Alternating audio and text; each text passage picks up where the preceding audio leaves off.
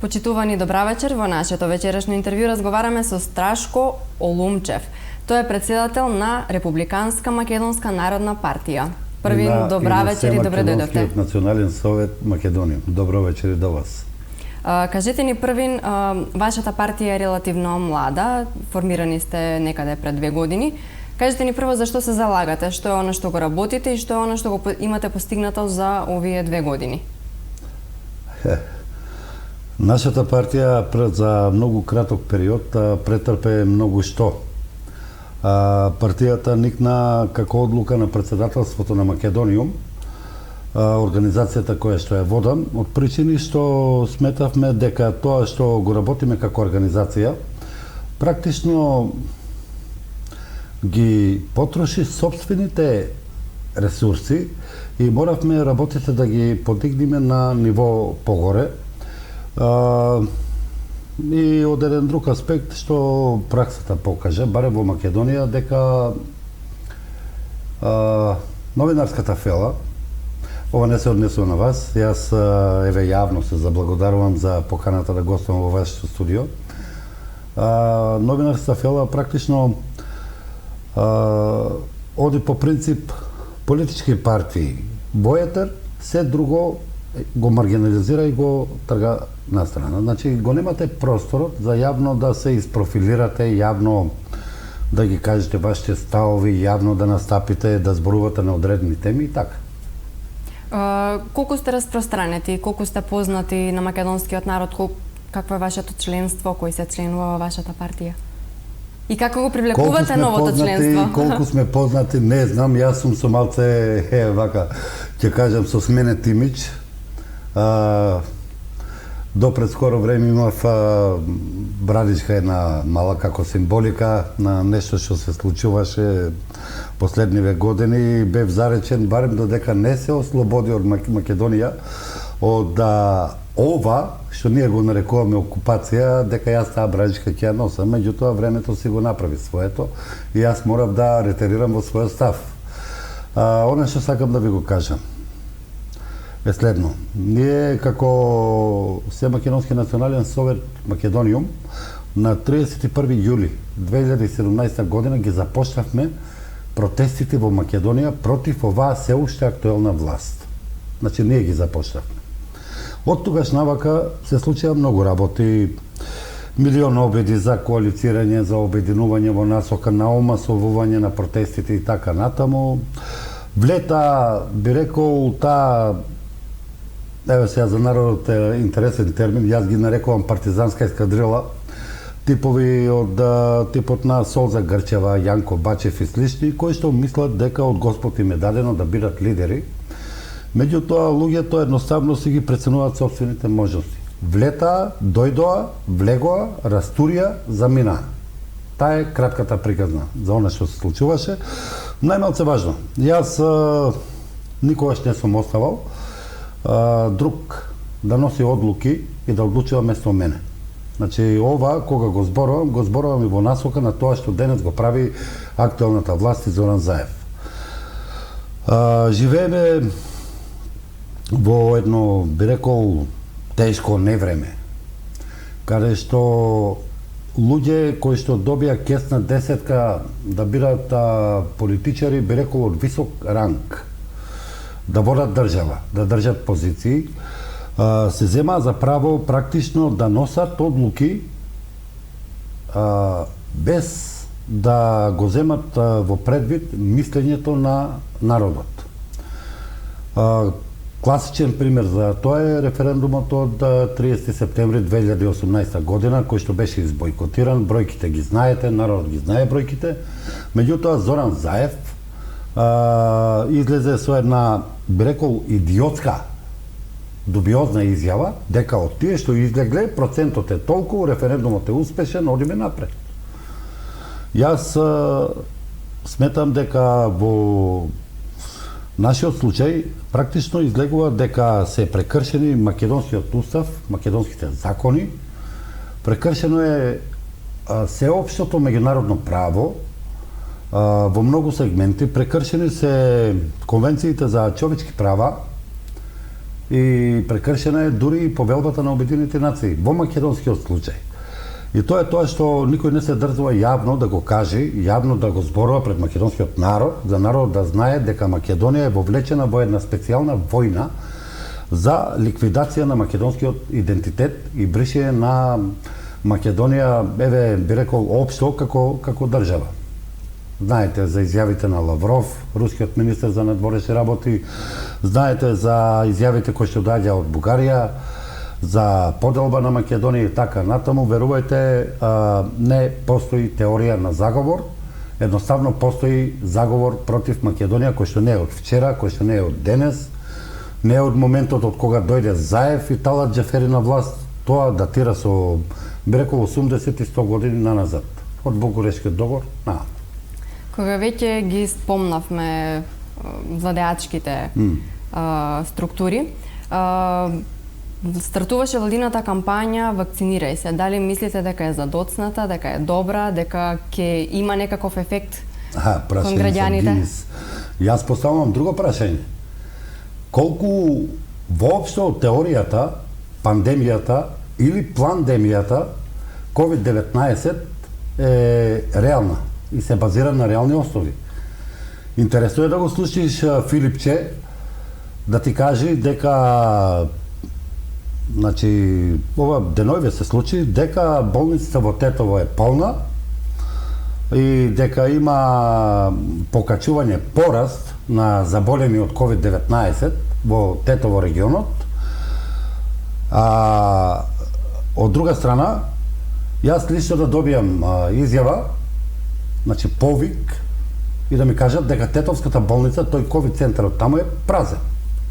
Дека нема ниту едно паркирано возило дури на паркингот, камоли луѓе внатре. Втора работа, поинтересна, е прашањето на учество на доктор Жарко Караџовски, тој главниот кој што заговара од позадина, нели, пред Филипче, неговото учество во Рокфелер фондацијата, во Балканската Рокфелер фондација. И ако заеме во предвид дека Рочелд Рокфелер преку Бил Гейтс и Сорос заговараат некои, би рекол, квази агенти, дури му дадоа и специфично име на ова што сега се случува во глобално во светот, COVID, кратенката, мислам, знаете што значи, Certificate of Vaccination ID. И ако на тоа го надоврземе составот, структурата на тоа што они го нарекуваат вакцина, ние имаме проблем. Јас не можам да сватам што треба да се случи за таа mRNA структура внатре во вакцината, која улога ќе ја има доколку она се внесе во мојот организам. Многу едноставно. Како влијае целиот тој процес? Да скратиме, само гледам, чудно ме гледате.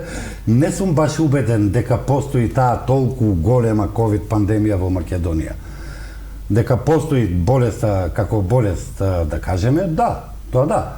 Меѓутоа, дека е третирана до вчера, дека беше третирана како обичен грип, послаба дури и од овој сезонскиот, каде што ми изминативе години секоја година повикуваа на вакцини против грип, така. Тоа е факт. И сега наеднаш COVID или SARS-CoV-2 стана плашило, бабарога, од кое што треба ние народот да го туркаме во негативни вибрации, во негативна енергија и така натаму. И едно друго прашање јавно да го кажам, бројките на починати во Македонија од почетокот на таа, би рекол, пандемија, е прашање за кое што ќе се дискутира во блиска иднина. Да не претерам и да не излетувам со некои податоци, меѓутоа ќе се отвори прашањето на медицинскиот третман, на фармаколошкиот третман на пациентите кои што се заболени во болници, што на вистина е причинител за смртта на тие пациенти кои што излегоа од ковид центрите, од болниците од Македонија, запечатени во лимен сандак, каде што никој не дозволува аутопсија. Аутопсијата е во светот користена за утврдување на причинител на узрок на болести и на смрт. И никој не сака сега наеднаш да ги утврди причинителите, ги запечатува луѓето. Затоа што се заразни, не смеат да бидат. И никој нема право да провери. Мислам, премногу чудни, премногу симптоматични работи се случуваат. Дали тоа значи дека народот е доволно изложен на манипулација од страна на власт? Секој ден. Ама всушност народот верува во тие... Не би рекол, протестите пред некој ден во Скопје покажаа нешто друго. И бројката на тие протести.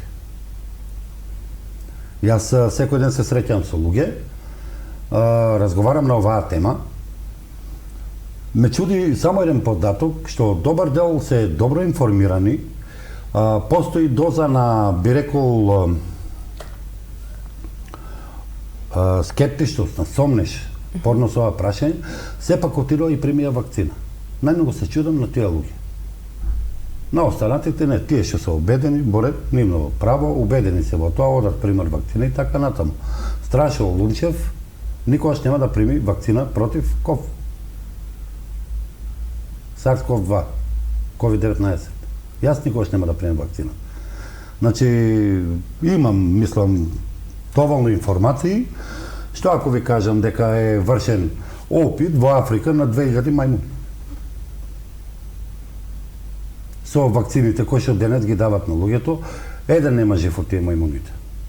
Што треба тоа да значи? Дека некој си игра експерименти, повторно Менгеле во светската историја, светската медицинска историја, мислам, немам намера да бидам нечи експеримент на сулуди идеи за создавање на трансхумано општество. Не е нормално. Од Господ е кажано и дадено, значи човекот си има свој одбранбен механизам. Човекот си има, значи, организмот создава имунитет и доволен број на антитела за да се бори против се. И како наеднаш сега изгледа оваа болест и со вакцини ќе го зголемуваме бројот на антитела, ќе го, мислам, сето тоа е практично во насока на уништување на нормалниот човечки имунитет. Со ова што се случува со вакцините. Сето тоа е вештачки, хибриден начин. Живееме во време на хибридни, на сајбер војни, верувајте, многу што не е за верување. Кампањата на актуелните власти, на, би рекол, Министерството за опозиција на Христијан Мицковски и тој неговиот Даниловски, како се викаше, е надвор од здрав разум. Нормални луѓе, кои што се ги сакаат државите, како голем број на афрички председатели, како, еве да кажеме, председателот на Белорусија Лукашенко, како, па еве и Путин, па и многу други, практично, еве во Италија се отвори процес и ставени се на тапет, значи, министерот за здравство во време на почеток на пандемијата, ставени се на тапет еден куп доктори и сите тие ќе одговараат. Преголеми се жртвите, преголеми се бројките. Меѓутоа, ова е тема која што сметам дека се уште не е созреана и не е дојдено времето. Јас можам на вас како новинари да ви препорачам малце повеќе да се заинтересирате надвор од Македонија што се случува по ова прашање и за нешто што се нарекува втор Нирнбергски процес, каде што ќе одговарат многу луѓе за злосторство спрема човештвото од аспект на ова што го нарекуваат COVID-19. Меѓутоа, тука се прави дискриминација помеѓу вакцинирани и невакцинирани. Дискриминација имате во Македонија од самото осамостојување. Ако зборуваме за дискриминација, ќе одиме многу далеко. Што ако ви кажам дека ние живееме денес во апартхеид, во окупирана држава, каде што малцинство со 14,7% бројност на население, со се оние 200.000 државјанства што ги издадоа Киро Глигоров и Бранко Црвенковски, практично доминира во секој поглед врз македонскиот народ, кој што е домицилен народ, автохтон народ во Македонија. Што ако ви кажам дека на македонците им се практично суспендирани основните слободи и човекови права загарантирани со устав и така натаму. Уставот го срушија. Како никој не може да размисли, не ми е јасно, на 120 пратеници во македонскиот парламент, еве да кажеме 100 се македонци, 20 се албанци. Како во случајот таа 1/5 пратеници албанци доминира со 100 пратеници македонци и носи одлуки во своја корист? Што е посреди? Која е причината за таквата состојба? Големиот патриотизам во наводници на ВМРО, ДПМН? Или антимакедонската политика на Социјалдемократскиот сојуз која што ја водат од изборите од 90-та година па навака? Мислам, премногу аргументи, премногу факти има. Јас ако сакате ќе почнем ќе редам и ќе ви бројам од 90-та година што направија едните, што направија другите. Па вие створете, создадете на, би рекол, проекција, една слика за тоа колку се тие две партии позитивни или да кажеме во насока на подобрување на условите за живот на народот кој што живее во Македонија. Кога го спомнавме парламентот, опозицијата го блокираше законот за личните карти со на 1500 амандмани. Меѓутоа, сепак преку некои подзаконски акти тој закон е донесен и во моментов се печатат новите лични карти со новото име на државата. А каде се печатат, во Чаир? Односно се издадени за да може Они се вака, они се стручњаци за печатење лични карти. Значи нема изборен процес во Македонија. Го знаете, оној бандитот од Чаир располагаше со 50.000 фалсификат лични карти. Ова што го прави Заев сега и посебно со она дубиозна изјава од некти, дека доколку они не успеале да го фатат терминот за испечатување на нови лични карти, печатање на новите лични карти значи допис на личните карти северна, што е антиуставна категорија. Практично ќе оделе на таа варијанта да луѓето гласат со карти, со лични карти со изминат рок. Да, кои ќе важат до 30. А вие ако се појавите некаде на шалтер во банка или било каде со лична карта со истечен рок, ќе вратат назад.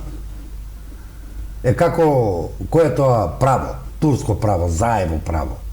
Он да одлучува сам како ќе му текне, како он ќе го реши проблемот со личните карти. Не издавањето константно на патни исправи, на лични документи е слабост на државата. Значи, државата не е способна да се справи со основни технички работи. Одговорот лежи таму. Како вие како партија, доколку ви дошле на власт, ќе се залагате да бидат можеби подобрени овие технички, административни први проблеми кои што ги имаме? Интересно прашање. Јас ќе ви одговорам вака. Зоран Заев и Христијан Мицковски ја знаат мојата приказна, посебно последниве 5 години. Знаат што зборам, знаат што планирам, знаат каде одам, знаат со кого дружам, знаат со кого дискутирам и што дискутирам, дотаму се отидени. Јас можам од овде да им пренесам една порака. Прво, главната вистина, главниот факт е дека се додека преговараат, договараат на лидерски средби, на пржински средби, не знам какви средби, па и тајни средби, значи она под маса што се договара, главните играчи во досегашната македонска независна политика, Социјалдемократскиот сојуз и ВМРО ДПМН, и како гарнир на тоа, кум на таа свадба е Дуи Али Ахмети, мир во Македонија нема. Ова да не го сватите како ултранационалистичка политика, јас ја зборувам вистината во Македонија.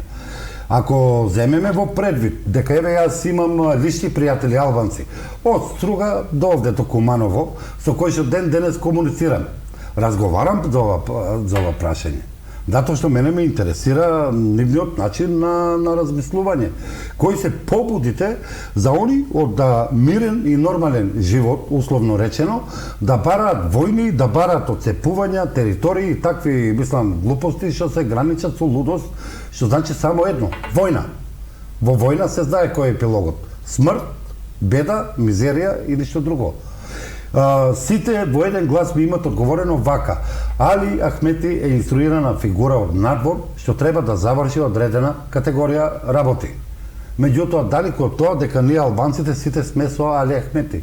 Ние сакаме мирен, нормален живот во Македонија. Тука сме родени, тука се нашите деца родени, тука растеме, тука живееме. За жал вика во мизерија, меѓутоа не е виновен народот, виновни се тие што седат во парламентот и во владата. Краток, јасен, точен и концизен одговор добив. И сега, ако имаме во една таква ситуација играчи кои што 2001 година влегува во фингирана договорена војна, погинаа луѓе, погина народ, најмногу настрада фамилиите на, да кажеме, на бранителите, на луѓе кои што ги бранеа уставот, законите и така натаму, кои што ден денес се деградирани од системот и од државата токму ради тие причини. После тоа го измислија рамковниот договор, потпишаа капитулација на Македонија, па веднаш терористичката учека на Али Ахмети ја претворија во политичка партија и униформите ги заменија со оддела и денес ги гледаме, еве Талат Џафери, дезертер од АРМ, значи можеби и оној кој што командуваше со масакрот на Вејце, денеска ми изиграва председател на собрание. Јас за ова зборав пред 5 години јавно по телевизиите дека таков човек не сме да стапи на таква функција. И сега што имаме? Од доаѓањето на Талат Џафери како председател на собранието на начинот на кој што беше избран на нелегален начин со 57 гласа за од нога кренати, практично ние имаме само предавства и растурање на државниот систем. Го срушија уставот на државата, највисоката законодавна категорија, а за такво нешто се суди за веле прераство и за злоставство против државата и човештвото. И сега тие истите ќе ни зборуваат за право, за закони, за почитување на се што се они го носат како одлука, а против волјата на македонскиот народ и на сите останати кои живеат во Македонија. Спомнате дека во Македонија се вмешани некои страни политики и мислења во однос на луѓето кои што моментално се на власт. Меѓутоа, што е со оној момент кој што моментално се случува во Авганистан? Ќе дојдат одредена група на луѓе од таму, некои со привремен престој. Не се тоа одредена група на луѓе, тоа не се туристи. Значи, таа одредена група на луѓе се викаат емигранти, бегалци, загрозени, незагрозени, како сакате наречете ги. Меѓутоа, таа група на луѓе доаѓа во Македонија, исто како што порано доаѓаше група на луѓе од Косово. Исто како што доаѓаше порано група на луѓе од Санџак и од Босна. Се разбираме? Исто како што потпиша акционен план во време на Никола Груевски, кој што денеска Заев очигледно има намера да го спроведува, за прихм на мигранти од Блискиот Исток, Сомалија и Нигерија во Македонија. 400.000. Два големи града. Ова го кажав јавно, денеска го повторувам, нека слуша македонскиот народ. Што имат потпишано? Што мислите, зошто воведува двојазичност на цела територија? Јас од кај што доаѓам нема албанци. Јас од кај што доаѓам нема луѓе кои што не го зборуваат македонскиот јазик, ама он ти вика двојазичност. Каде води тоа? Освен во насока на тоа да воведува, да носи мигранти. Знаете што се случи во Србија, она Тивко, од тука ви проаѓаа преку Куманово и Тивко влегува во Србија. Денеска во Србија ви имате 150.000 мигранти од Блискиот Исток. Ама не се само Блискиот Исток. Тука се Пакистан, Авганистан, ви имате проблем. Тоа е друга култура, тоа е друга, како би рекол, категорија на луѓе кои што многу тешко можат да се вклопат во системот, во начинот на живење овде. Толку едноставно, толку е просто. Ги однесува во Германија, му века германските закони се вака. Они се групираа во одредени квартови по германските градови и формираа шеријат. Втората постапка после прогласување шеријат беше нивна некоја си милиција, полиција или било што, и во догледен период, после 6 месеци до година дена, верувајте, германската полиција му беше страв да влези во тие области, затоа што веднаш беа напаѓани. И се е тоа план. Значи, ништо не е случајно. Како инаку да разберам? Значи, буквално сите држави кои што никнаа по растурањето на Југославија, а кои што не беа во планот на ЕУ агендата, практично ја доживеа скоро истата судбина. Единствена, по која што малце повеќе се удри по идентитетот и дури по територијалниот суверенитет и интегритет е Македонија.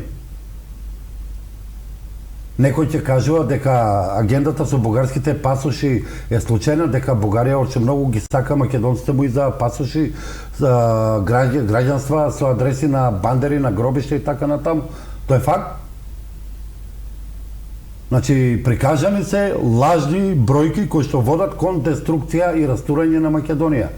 И тоа го немаше, сега добивме и бугарско малцинство, кој што ќе стануше малце конститутивен народ, а тој народ лебди во воздух го нема никаде. Затоа што јас ви гарантирам дека 90% тие што земаат бугарски граѓанства, првиот момент кога ќе дојде во прашање македонски или бугарски пасош, бугарскиот ќе офрлат веднаш. Без оглед дали се надвор или не. Зборуваме за една малце вака сега на народ ќе му биде чудно. Како да ви кажам, глобална политика, геостратегија, геополитика на регионално ниво, скроена таму некаде во кулуарите на западниот свет, на таа би ја нарекол светска влада во сенка. Тоа се истите кои што ги испланираа COVID-19, глобалниот проблем, кои што одат кон тоа да практично, барем во регионот, држат една област како карантин зона, од која што ќе нема испаѓање, во која што ќе нема влегување и внатре они ќе се играат детски политички игри, ќе прават експерименти од меѓународно право или како да се прекрши меѓународното право, а да не се осети тоа да не се рефлектира на глобално, од глобален аспект. Имаме една позиција каде што македонскиот проблем, македонското прашање, значи нека слуша добро народот, полека се отвара. Меѓутоа не го отварат тие кои што заговара ништење на Македонија, туку би рекол има на некој начин Господ. Се случуваат работи пар екселанс. Работи од типот да Советот на Европа и врачи депеша на Бугарија, со која што побара од Бугарија. Првиот рок беше 1 јули, помина пред месец дена. Сега е рокот некаде 1 ноември, мислам. Бугарија треба од уставот да го исфрли член 11 и да признае дека во Бугарија живеат турско, македонско и ромско малцинство. Значи имате комплетно рушење на бугарскиот устав, оној фашистички устав кој што освен българи не признава ништо друго. Втората работа. Регионално се случуваат поместувања, промени. Јас ова прв јавно го зборам, значи ќе замолам народ нека слуша внимателно, ова е многу важно. Пред извесен период Зоран Заев заедно со Рама и со Вучич излезе со една, би рекол, агенда за мини Шенген, без царинска зона. Мини Шенгенот на Зоран Заев, Еди Рама и Вучич е глобалистички план, антисуверенистички план за рушење на планот. Значи ова го зборувам јавно, нека слушат сите, за рушење на планот за создавање на конфедеративна балканска држава, каде што секоја држава ќе ги има сите суверени права. Во македонскиот случај, бидејќи тоа ќе се случува, тоа е неминовност во наредниот период, она што јас го разговарав, она што јас го застапував е практично македонскиот идентитет и непроменливоста на македонските граници како прво и основно. За разлика од Заев, за разлика од Мицковски и таму некакви си големи, би рекол, македонски политичари кои што излегуваа ништо друго освен јаничари и јуди на сопствениот народ. Македонија ја има шансата, јавно зборувам за тоа, Ние разговаравме со дел од републиканските структури во светот, имавме контакти, јас последните 2-3 месеци практично бев повлечен од јавност. Регионално имав состаноци со некои структури и разговаравме по однос на тоа прашање, каде што му реков две работи. Прво и основно, Преспанскиот договор, Бугарскиот договор, уставните измени. За Тиранската платформа веќе не разговарам. Тоа мора да падне, тоа мора да се сруши. Сите добивки, сите придобивки од Преспанскиот рамковниот договор и покасно Пржино 1 и 2, сето тоа мора да падне од вода. Значи мора да се сруши. Ако сакаме мир во државата, јасно нека им биде на сите. Доколку мислат дека толку лесно ќе го срушат и ќе го збришат македонското прашање од картата на светот, нека повелат. Јас знам една друга работа што ќе се случи, дека допрва се отвара македонското прашање во позитивна насока, затоа што редно е ние како народ, против кој што беа вршени геноциди, за кој што никој денес не зборува, ама сите зборуваат за еврејскиот холокауст, за геноцидот врз ерменците, за не знам какви геноциди, културни, етнички, вакви и онакви. Меѓутоа, никој не сака да спомни за геноцидот извршен врз македонскиот народ, за убивање, ликвидација на 150.000 луѓе од Егејска Македонија, за протерување на 500.000 луѓе од Егејска Македонија секаде низ Источна Европа.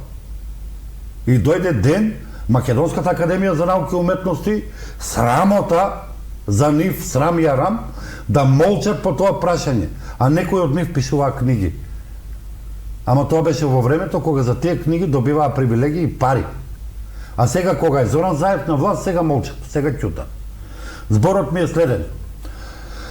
Доаѓа време на суверенизмот, на вистинскиот суверенизам. Народите во светот ќе го срушат ова глобално зло.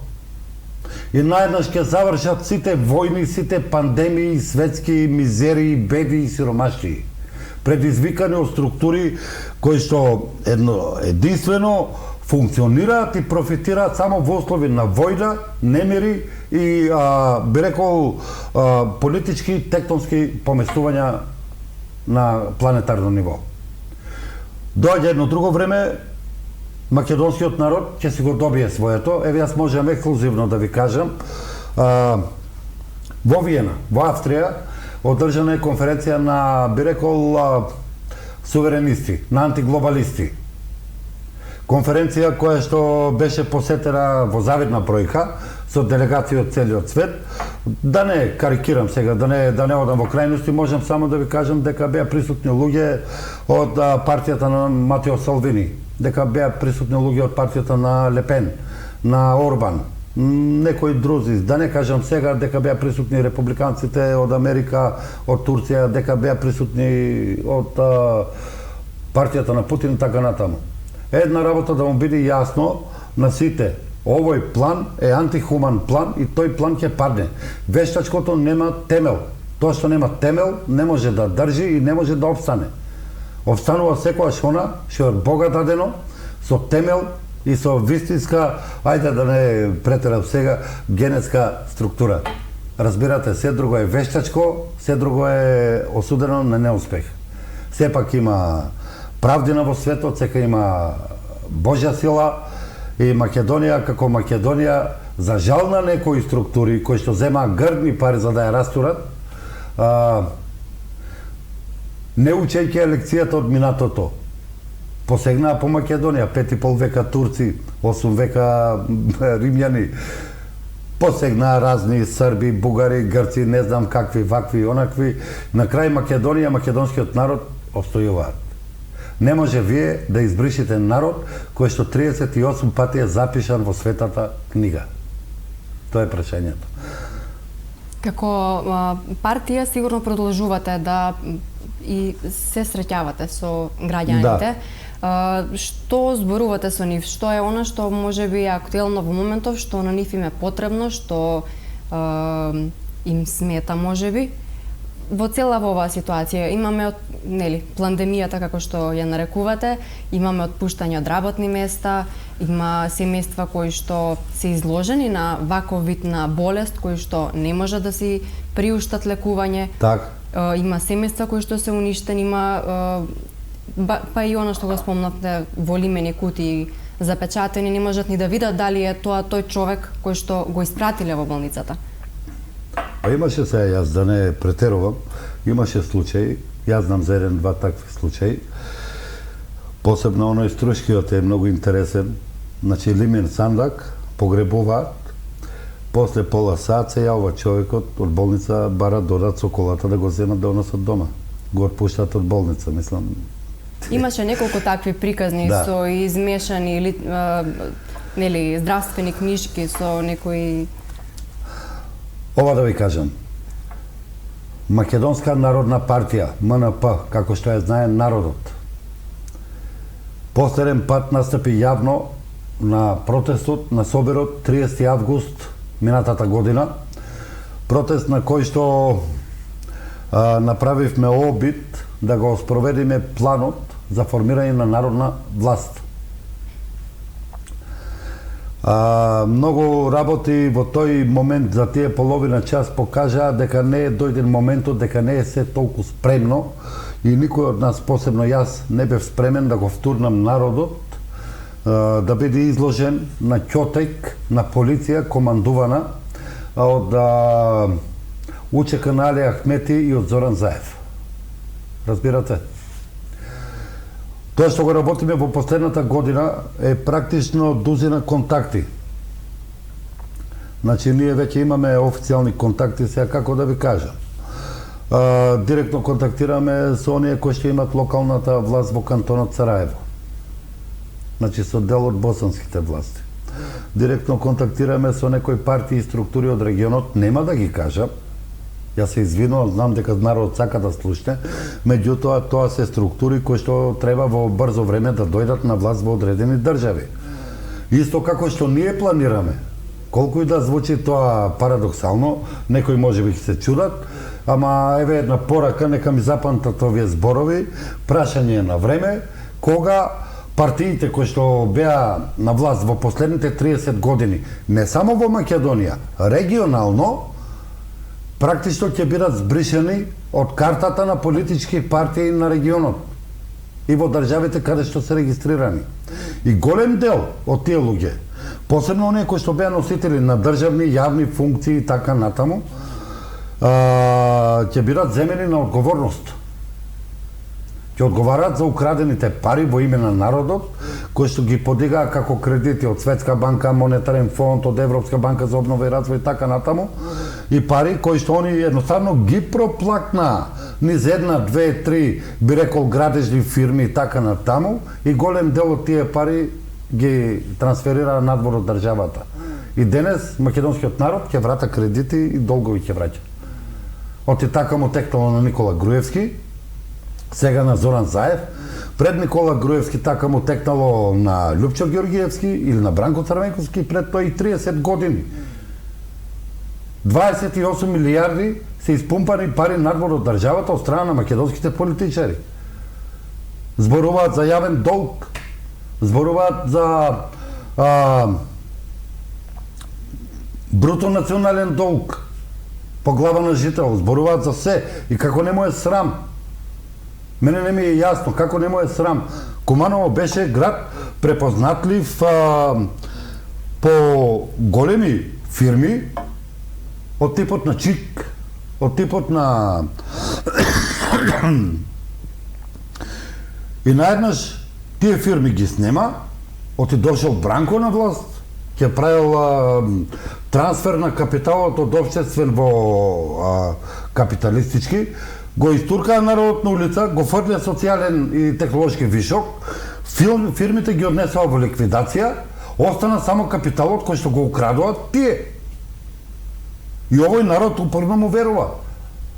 И ден денеска слушам кај да одам приказни од типот само ВМРО може да го турне СДС и така натаму.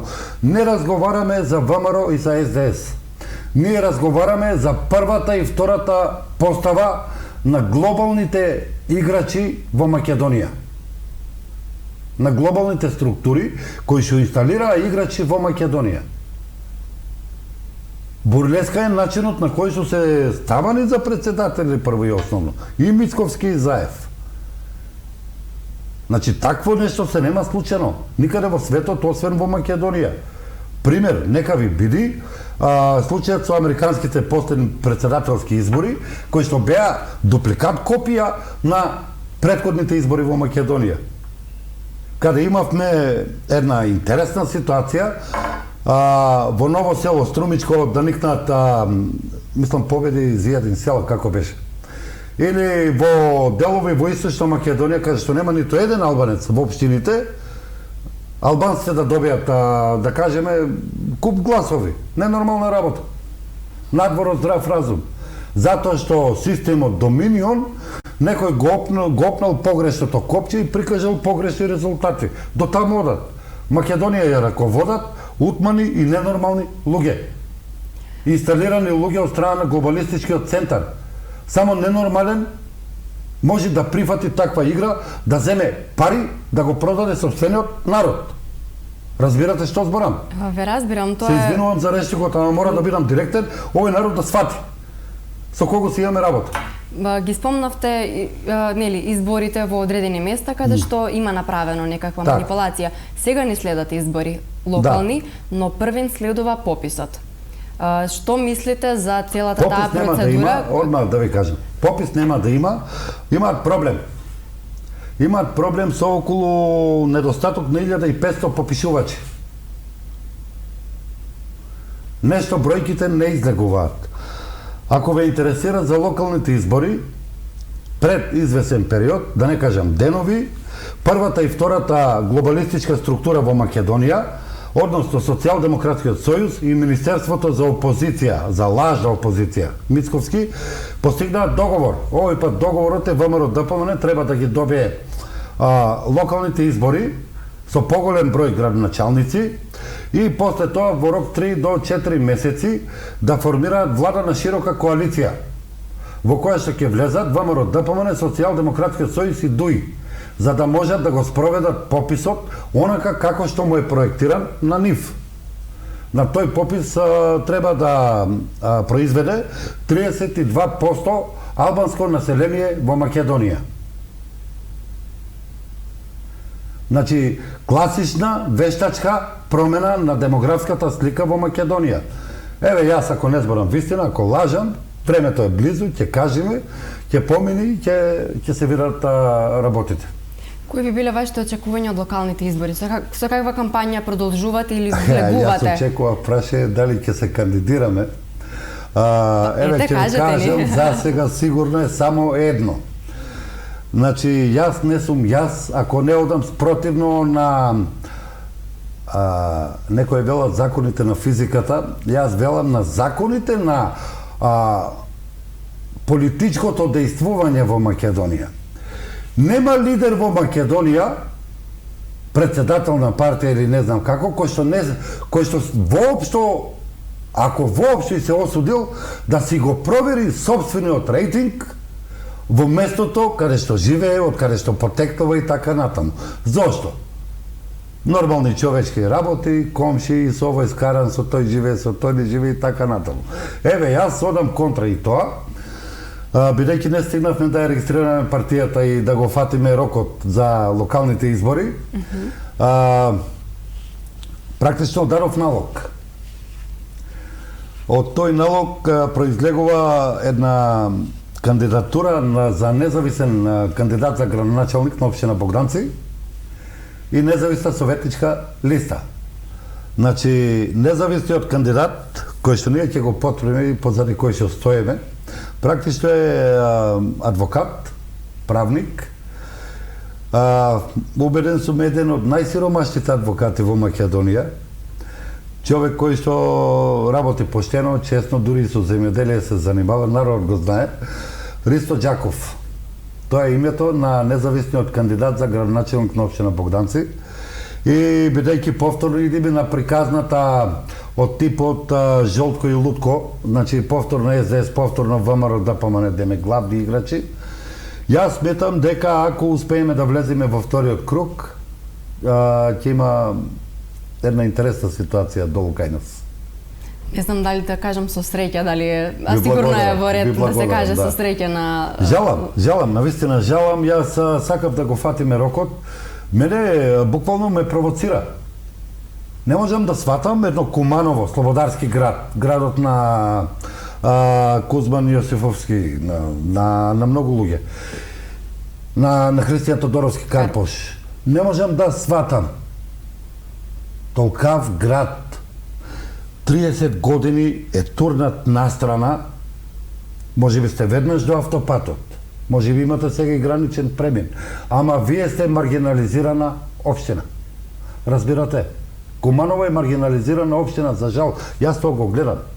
Нема никакви промени, тука и таму, чак пар како и секаде низ Македонија, никнала некоја зграда, имате некои локални градежни фирми во спрега со општината и така натаму. Развојот на Куманово не е во тој правец во кој што требаше да оди. 30 години помина, значи од ликвидација на општествените фирми во Куманово, вие практично, како би рекол, функционирате по инерција како што функционираат и останатите малце поголеми градови во Македонија. Ретки се градовите кои што одат во правилна насока, ретки се градовите кои што имаат една, би рекол, позитивна економска слика, каде што практично дури бројот на невработени или бројот на вработување одат во позитивна насока, во позитивна смерница. Сметам дека ајде, здравие, ќе видиме, меѓутоа сметам дека Куманово заслужува друг профил на политичар да го води градот, а не некој кој што е, би рекол, дел од партиските кујни на Социјалдемократскиот сојуз или ВМРО ДПМН. На каков начин, нели сега преку нашата емисија, уште повеќе ќе бидете познати на кумановци. Да. На каков друг начин ќе се обидете да делувате во иднина конкретно во нашиот град? Дали веќе имате тука одредено членство, простори каде што... Имаме одредено членство за простори, се уште не. Јас ги повикам кумановци. Добар дел од нив не знаат. Значи, посебно тие постарите структури од ВМРО ДПМН, и имате една категорија овде во Куманово, е поздрав до нив, до унијата на славните основачи на ВМРО ДПМН од 90-та година. Една работа. На Македонија е потребен комплетен ресет. Формат. Борбата не е само против Зоран Заев. Борбата не е против одредени фигури и политичари. Овде се работи за тргнување, за соборување на систем. Систем кој што функционира, го наштелува, а така функционира безпрекорно 30 години само и единствено на штета на македонскиот народ и на сите останати кои што живеат во Македонија. Немој да мислите дека на албанците му е многу арно и дека они живеат некој богат живот. Се знае. Треба да бидеме најасно. Ако сакаме држава со сите нишани, ако сакаме респект надвор во белиот свет, треба да избереме стабилни, здрави луѓе на главните позиции, а не политички мивки од типот на Зоран Заев, Христијан Мицкулски, Преднив Груевски, Преднив Георгиевски и Бранко Црвенковски, кој што на секој кој што дојде од надвор и му постави услов, они ја наведнаа главата и исполнија се што беше побарано од нив. Да не одиме во крајности, само на кратко. Значи, тоа се истите партии кои што заедно гласа за промена на македонското знаме 95-та година. Тоа се двете партии кои што усвојуваа секакви извештаи, кои што го премолчаа грабежот на општествениот капитал, кои што на крај се сложија да го премолчат и ТАТ и вистинските случувања во ТАТ и Лавци, щеделниците. Тоа се двете партии кои што фингираа војна во 2001 година и кои што глумеа патриоти за Македонија, Значи, зборувам за раководните структури, не зборувам за обичниот човек. Што знае обичниот човек? Главата е таа која што ги осмислува и ги прави постапките. Тоа се двете партии кои што ја признаа учека на Али Ахмети како политичка партија ДУИ и покасно коалицираа со неа. Тоа е партијата која што беше во планините и покаже на македонската полиција, на македонската војска. Тоа се двете партии кои што кога им требаше дестабилизација, секогаш ја правеа. Баше Куманово им е идеална средина за правење политички дестабилизации во Македонија, случајот диво населје. Ако мисли некој дека они не знаеа, дека немаа информации, дека тука во тоа диво населје 2 недели пред тоа се мафтале некој таму, седеле по продавници, пиеле пива, после пукале во македонската полиција и убија таму колку беа 7 полицајци, мислам тоа е надвор од здрав разум. Тоа докажува дека ние, државата, ние решето направена. И сега, повторно, главни играчи СДС и ДПМН, и пак нив ќе ги слушаме, пак ќе одиме по нивното, и пак нивното ќе го веруваме, пак до кога? 30 години. Значи, повторувам една реченица што пред малку ја кажав. Се додека на македонската политичка сцена во Македонија постојат СДС и ВМРО ДПМН, мир за народот нема. Развој, стандард, економија, тоа се мислени иминки кои што секогаш ги користат во смислена кампања. На крај ќе морат како ѓупци по куќите со по 100 грама кафе и еден опалјач и ќе барат гласови и легитимитет за уште еден мандат опустошување, крадење и грабање на Македонија. И ако достоинството на народот во Македонија е еден опалјач и 100 грама кафе, извинете, ама ние тогаш не заслужуваме да имаме држава. Токму затоа, ние како Републиканска македонска народна партија сме тргнати по сосема друг концепт. Ние немаме намера да бидеме клише партија како сите досегашни, значи партијата на Христијан Мицковски, партијата на Заев и оние сателит партии со по 20 и 30 луѓе од типот на Лиле Дом, Павле Трајанов и слични. Ние имаме намера, значи формираме партија за да земеме власт во државата. За да земеме власт и да расчистиме со сите сенки од минатото, барем од осамостојувањето навака. Се ќе биде отворено. И ќе има комплетна ревизија. Да видиме како се движел капиталот. Како оваа фирма од општествена станала приватна. Кој продал, кој купил. Каде загинале парите, кој го отпуштил народот од работа, после тоа ќе видиме до кај ќе одат работите. Ама некој ако мисли дека ќе ја растури државата, оти тоа се истите играчи кои се оплячкаа милиарди и сега сакат државата се растури за да нема кој да бара одговорност од нив. Јас денес од ова место порачувам дека Македонија опстанува. Значи, желбата, волјата на народот е опстанок на македонската држава. А 30, 50 и 100 бандити кои што ја оплячкаа државата ќе сносат кривична, материјална и секаква друга одговорност и верувајте се што имате спомпано надвор се врати назад во државата. Идат подобри денови, тврдам, гарантирам пред македонскиот народ. Ништо друго, барем од моментот доколку ни се пружи шанса за првиот мандат враќање на рамниште на Македонија во 90-тите години. А како се живееше тогаш и кој беше стандардот, знае народот. Тоа што јас го предвидов не е држава каде што парите и мојта ќе бидат во државата, а на народот ќе му се фрлат трошки. Постои еден друг систем каде што парите се во народот, не во државата. Државата го зема она основното за опстанок на јавната и на државната администрација и толку. Нема потреба од милиарди во фондовите таму и не знам каде за некој да бесува со народни пари, а од друга страна да му дава 200 евра плата на народот од 90-та година до денес непроменето. Стандардот, критериумот е тој. Робовладетелско општество. Значи, станавме какви Европа? Во светски рамки веќе сме на самото дно. Се чудат луѓе од надвор кои ќе му кажам дека просек плата во Македонија е 300 евра. Како преживувате? Преживуваме. Научивме низ годините. Се надеваме на подобри денови. сите ние. Подобри деновира. Среќа и на локалните избори кои што следат. Во интерес на времето, доколку имате нешто да дополните за крај, сигурна сум дека кумановската јавност е барем заинтригирана од она што го кажавте денеска од нашето студио.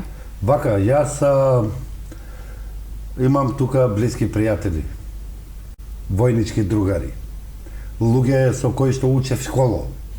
Разбирате? Луѓе со кои што ден денеска су во контакт. Јас на никого не се јавив, освен на еден кој што ми е најблизок од сите. Нели, јас не можам да дојдам Куманова да не се видам со него. Јас можам да повикам, значи, кумановци да ми дадат поддршка. Бараме поддршка за регистрација на партијата час поскоро.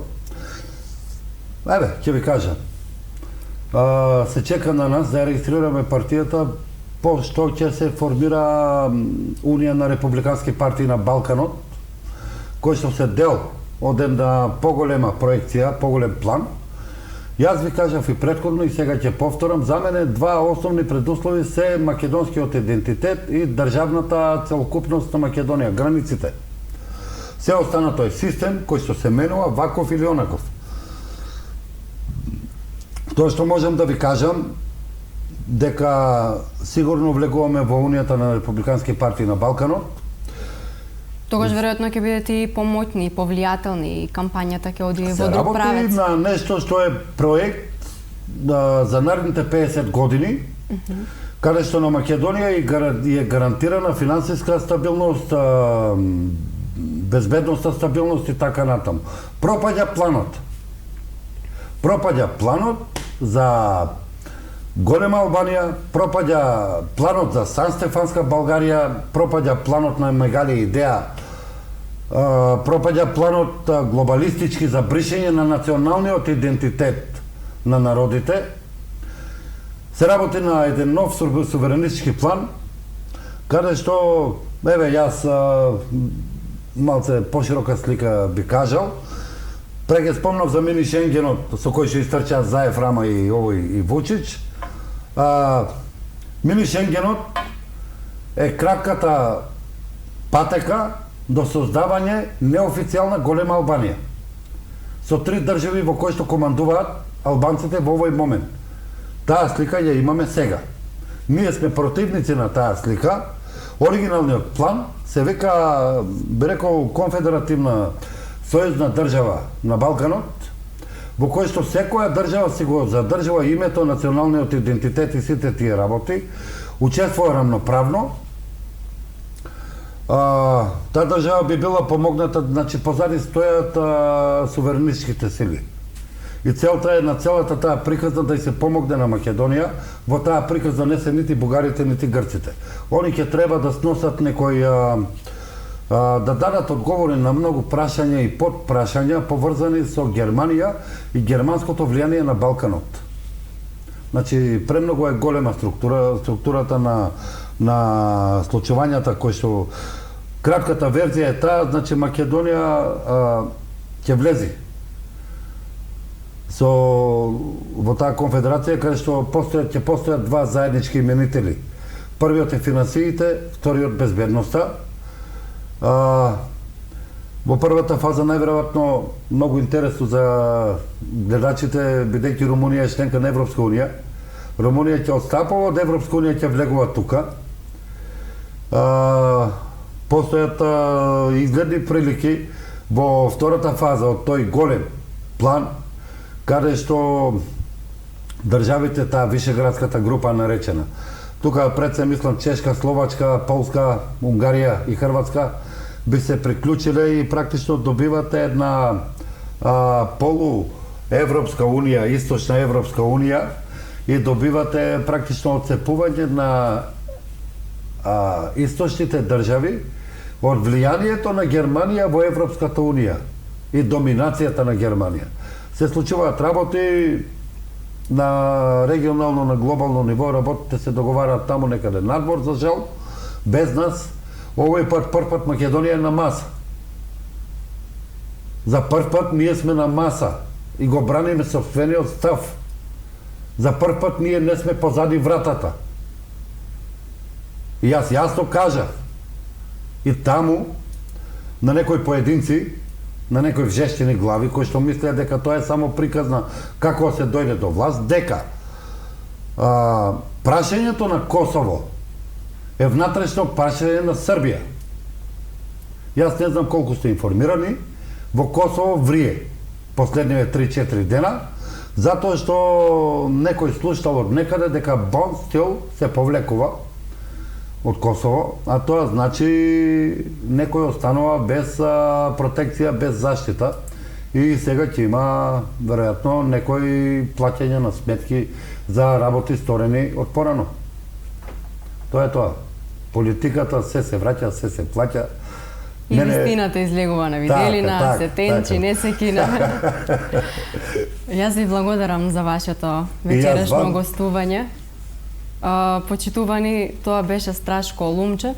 Се надевам дека ќе имаме повторна прилика да се видиме и да разговараме, а на вас ви посакувам пријатна вечер.